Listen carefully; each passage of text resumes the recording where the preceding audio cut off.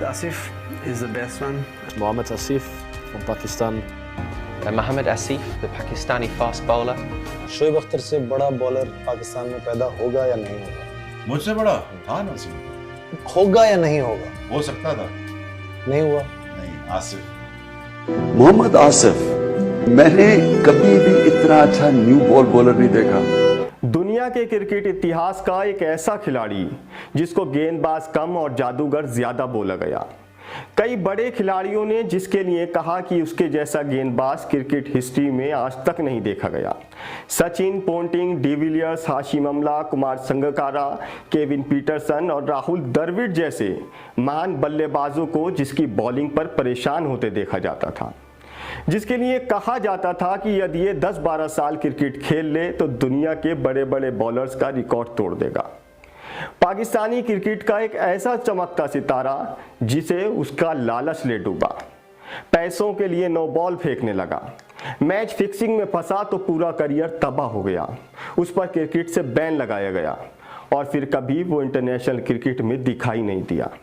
जी हाँ, मैं बात कर रहा हूं पाकिस्तान के पूर्व तेज गेंदबाज मोहम्मद आसिफ की।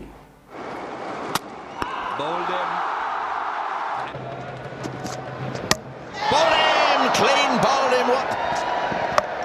Yes. Got him.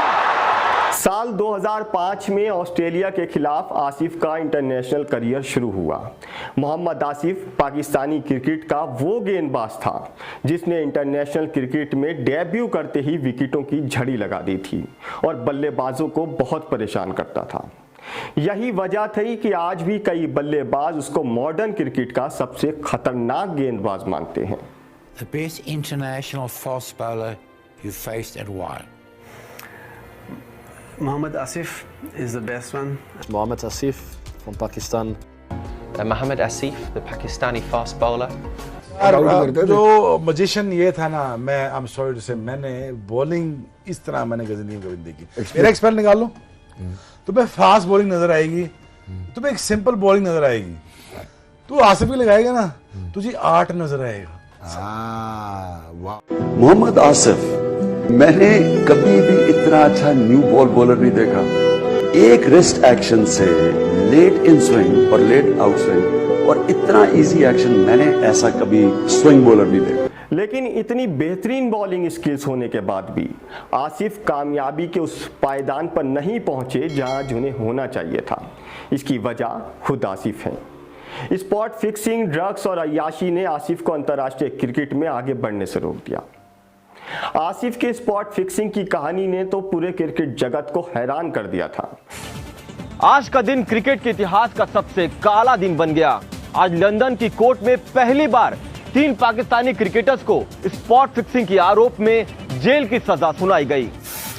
क्रिकेट को बदनाम करने वाले 3 पाकिस्तानी क्रिकेटरों को आईसीसी ने कड़ी सजा सुनाई। और वो बात है जुलाई साल 2010 की। Pakistani cricket team 4 test match, 5 one day और 2 T20 मैच खेलने के लिए इंग्लैंड टूर पर गई थी। टीम के कैप्टन सलमान बट थे।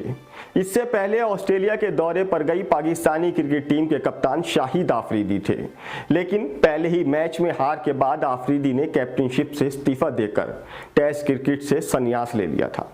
तो सलमान बट को पाकिस्तानी क्रिकेट टीम का नया टेस्ट कैप्टन बनाया गया था। इंग्लैंड पाकिस्तान सीरीज के तीसरे टेस्ट मैच से 2 दिन पहले इंग्लैंड के एक अखबार न्यूज ऑफ द वर्ल्ड ने एक स्टिंग किया।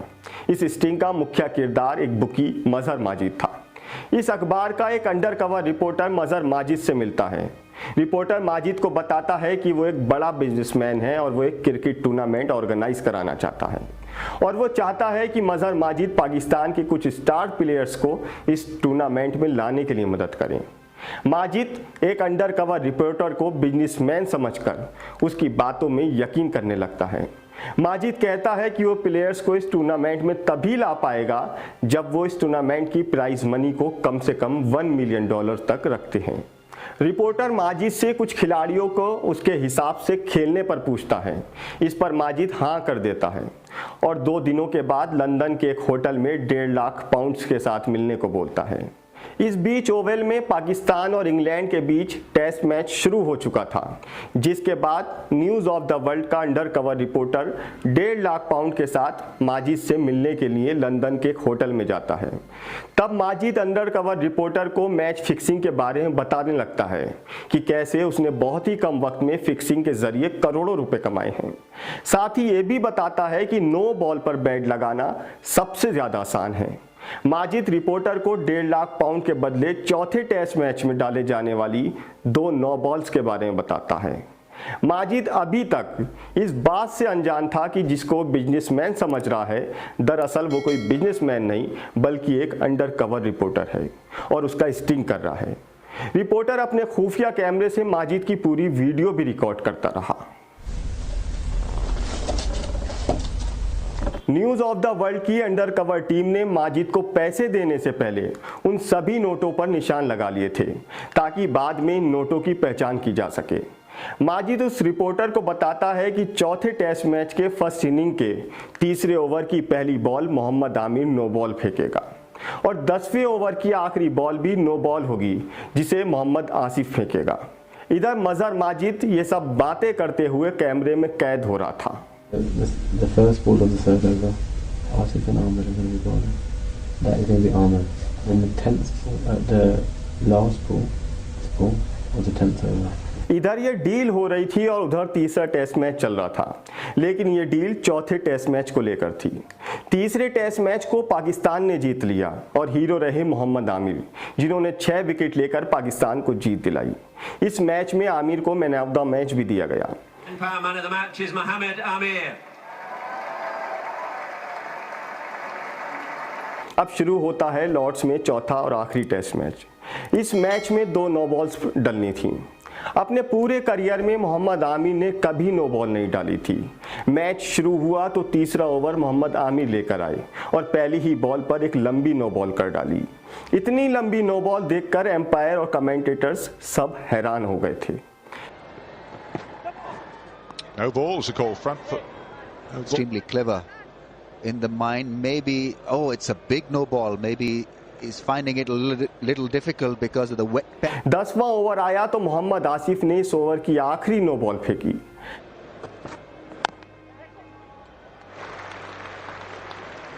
Leg lands there. He's way over. His arm must be over the stump, so you'll be. मतलब कि जो मजहर माजिद जो बुकी था उसने जैसा अंडर कवर रिपोर्टर को बताया था, सब कुछ ठीक वैसा ही हो रहा था। बारिश की वजह से इस टेस्ट मैच का पहले दिन का खेल सिर्फ 12.5 ओवर का हुआ। इसी दिन मजहर माजिद उस अंडर कवर रिपोर्टर को कॉल करके एक और दूसरी जानकारी देता है। माजिद बताता है कि अगले ही दिन तीसरी नो बॉल भी फेंकी जाएगी। ये बॉल आमिर के तीसरे ओवर की तीसरी बॉल होगी। अगले दिन का खेल शुरू हुआ तो ठीक वैसा ही हुआ। इस दिन भी आमिर ने एक बड़ी नो बॉल फेंकी। No balls are called front foot. No ball. He's inexperienced. We know that Mohammed Amir though. उस मैच के थर्ड एम्पायर रहे स्टीव ने बाद में कहा था कि वो खुद इतनी बड़ी नो बॉल से हैरान थे। उन्हें लग रहा था कि मोहम्मद आमिर ये सब कुछ जानबूझकर कर रहे थे। Ridiculously far. It just doesn't look good. लेकिन इन दोनों नो बॉल्स की बात छोड़कर करें तो इस मैच में आमिर ने बेहद शानदार बॉलिंग की। अगले ही दिन तीसरे दिन का खेल शुरू होना था, लेकिन इसी दिन वो हुआ जिस दिन पाकिस्तान को अपने खिलाड़ियों की वजह से शर्मिंदगी उठानी पड़ी थी। ये पूरा स्टिंग करने वाले newspaper news of the world ने अपने फ्रंट पेज पर एक स्टोरी पब्लिश की और पाकिस्तानी कप्तान सलमान बट, मोहम्मद आसिफ और मोहम्मद आमिर पर बुकी मजहर माजिद के कहने पर मैच फिक्स करने का आरोप लगाया। स्कॉटलैंड पुलिस मजहर माजिद को गिरफ्तार कर लेती है। इस खबर से पाकिस्तान के साथ ही इंग्लैंड की टीम भी हैरान थी, लेकिन पाकिस्तानी क्रिकेट बोर्ड अपने खिलाड़ियों का बचाव करने लगा। मैच चलता रहा और आखिर में इंग्लैंड ने पाकिस्तान को ये मैच हरा दिया। मैच खत्म होने के बाद खिलाड़ियों के कमरे की तलाशी ली गई। तलाशी में मोहम्मद आमिर के कमरे से 1500 पाउंड्स और सलमान बट के कमरे से 2500 पाउंड्स मिले। ये वही नोट थे जिन पर अंडर कवर रिपोर्टर्स ने निशान लगाए थे। सलमान बट की कॉल डिटेल्स निकाली गई तो यह साबित हुआ कि सलमान ने कई बार बुकी मजहर माजिद से बात की थी।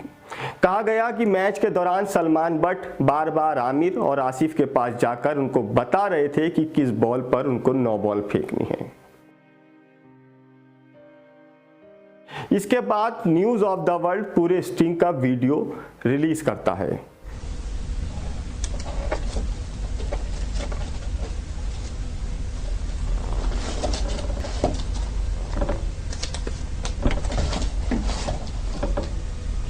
वीडियो के रिलीज होने के बाद सलमान, आसिफ और आमिर को भी गिरफ्तार कर लिया जाता है।